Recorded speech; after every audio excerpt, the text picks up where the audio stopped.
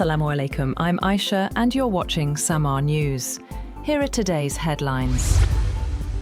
President Donald Trump has said that the situation in Iran is under control and that the United States is dealing with people who want to make a deal. Speaking at the White House, Trump said Washington will obtain enriched uranium from Iran as negotiations continue over ending the Middle East conflict. He also claimed a U.S. aircraft carrier recently intercepted 111 incoming missiles without any reaching the ship.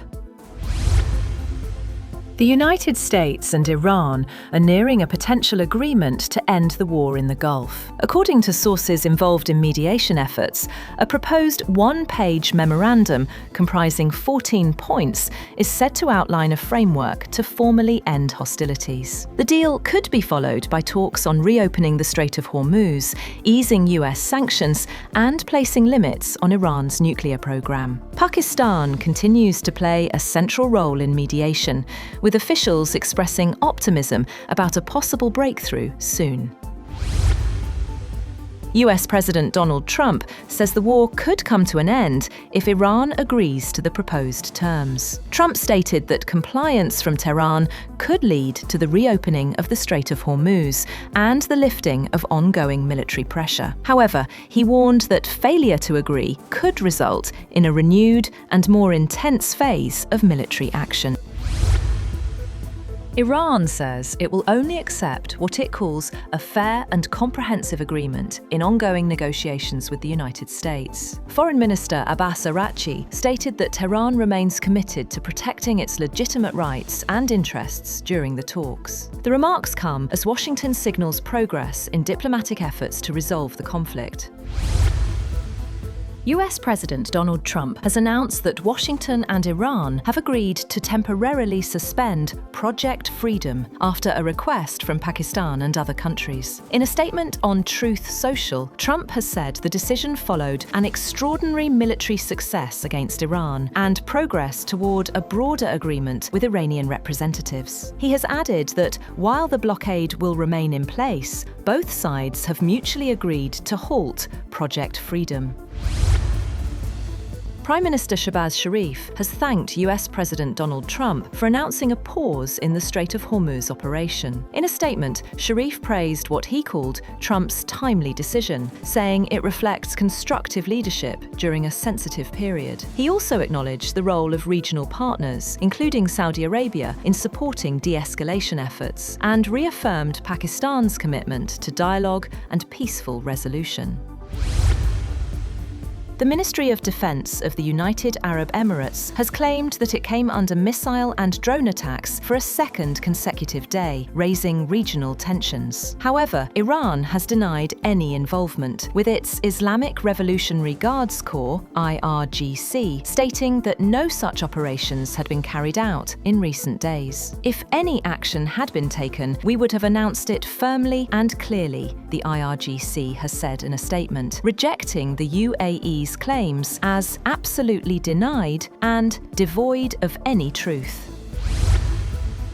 Iran's Foreign Minister Abbas Araghchi has held talks with his Chinese counterpart Wang Yi in Beijing on Wednesday, amid rising tensions with the United States in the Strait of Hormuz. During the meeting, Araghchi said Tehran highly appreciates and endorses China's four-point proposal for peace and stability in the Middle East. He praised Beijing's stance, saying China stands on the right side of history in its ties with Iran and can play a constructive role in stabilizing the Gulf region. The visit comes a week before US President Donald Trump is scheduled to travel to Beijing for a summit with Chinese President Xi Jinping on May 14th to 15th.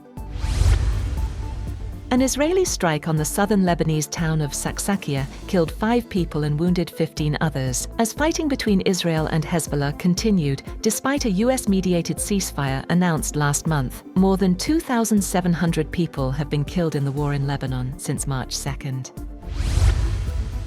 Turkey has unveiled its first intercontinental-class ballistic missile, the Yildirim Han, with a reported range of 6,000 kilometers and speeds above Mach 20. The project was showcased at a defense expo in Istanbul, alongside new drone and air defense systems. Defense firms Baykar and Aselsan unveiled AI-powered kamikaze drones, expanded steel dome air defense components, and new unmanned sea attack vehicles as Ankara pushes to expand its military capabilities.